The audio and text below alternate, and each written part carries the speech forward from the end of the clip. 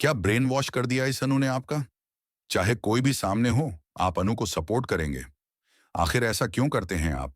आपका रिश्ता क्या है इस अनु के साथ? ये सवाल सिर्फ गुस्से में पूछे गए ताने नहीं हैं, बल्कि उन भावनाओं का विस्फोट हैं जो लंबे समय से दबाई जा रही थी। क्योंकि हर किसी को यही लग रहा है कि हर हाल में अनु के पक्ष में खड़े होने की कोई ना कोई गहरी वजह जरूर है। रोना ने तो कुछ बोला ही नहीं, मतलब तुम कुछ भी नहीं हो उनके लिए।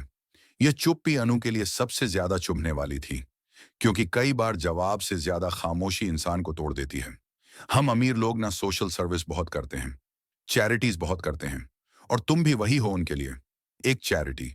ये लाइन अनु के आत्मसम्मान पर सीधा वार करती है, क्योंकि यहां उसकी भावनाओं, उसके रिश्तों और उसके संघर्ष को महज एहसान और दया के दायरे में समेट दिया गया।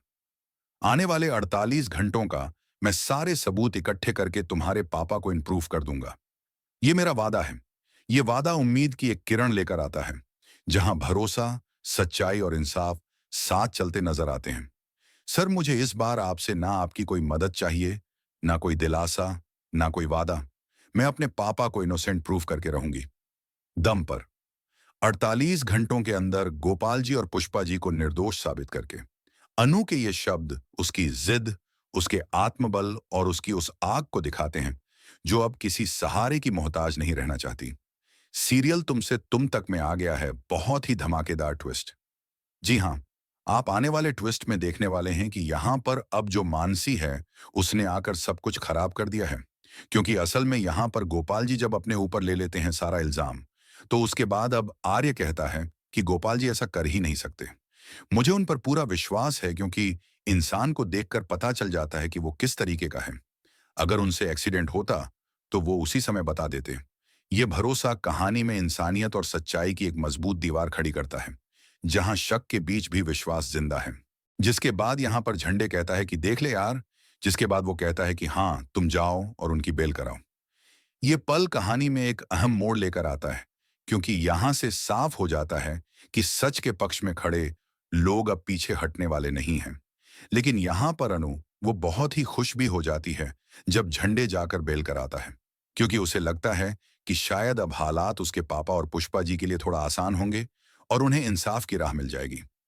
लेकिन वहां पर मानसी पहुंच जाती है मीरा के भड़काने पर, और जाकर खूब ड्रामा क्रिएट करती है और कहती है कि ब्रो, इन लोग मुझे एक बात बताओ, इस अनु के लिए आप इतना क्यों करते हो, और आखिर आपका इससे रिश्ता क्या है? ये सवाल सिर्फ शक नहीं बल्कि जलन, नफरत और अंदर ही अंदर पल रहे गुस्से का नतीजा है। क्योंकि मानसी को हर हाल में यह जानना है कि अनु की अहमियत आखिर क्यों इतनी बढ़ती जा रही है। जिसके बाद यहां पर वह कुछ भी नहीं बोलता। ये खामोशी फिर से हालात को और उलझा देती है, क्योंकि जवाब न मिलने से शक और भी गहरा हो जाता है। तो तभी यहां पर मानसी अनु के पास जाती है और कहती है कि पता है, अमीर लोग ना बहुत चैरिटी करते हैं, तुम वही चैरिटी हो, समझी? ये शब्द अनु के दिल को चीर देते हैं, क्योंकि वह खुद को किसी की दया या एहसान का बोझ नहीं मानती, बल्कि अपने दम पर खड़े रहना जानती है। जिसके बाद अनु को बहुत ही बुरा लगता है और यहां पर वो चली जाती है।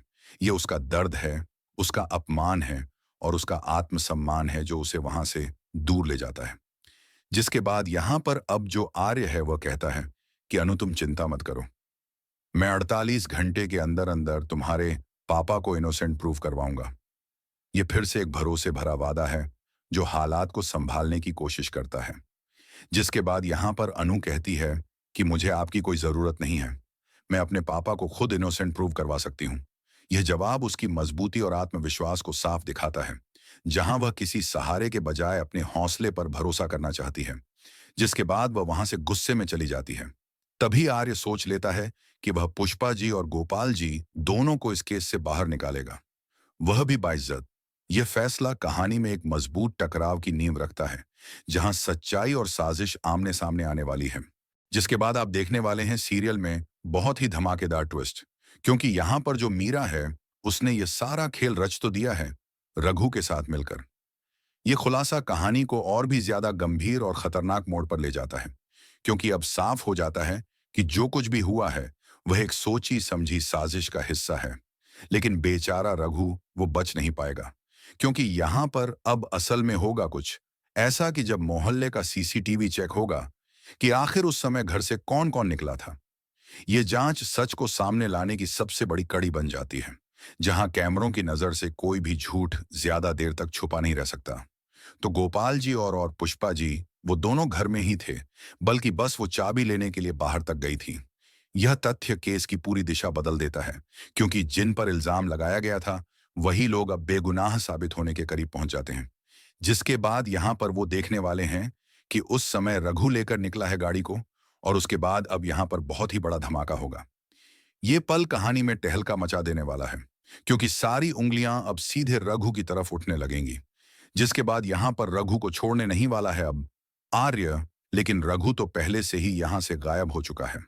यह गायब होना सस्पेंस को और गहरा कर देता है, क्योंकि अब सवाल यह है कि वह भागा है या किसी ने उसे भगाया है। तो यहां पर मीरा अभी तो बच जाएगी, लेकिन आने वाले एपिसोड में उसका बुरा वक्त शुरू होने वाला है, क्योंकि सच की परतें अब एक एक करके खुलने वाली हैं। ये कहानी को उस मोड़ पर लाकर खड़ा कर देता है, जहां साजिश करने वाले खुद ही अपने जाल में फंसते नजर आने वाले हैं।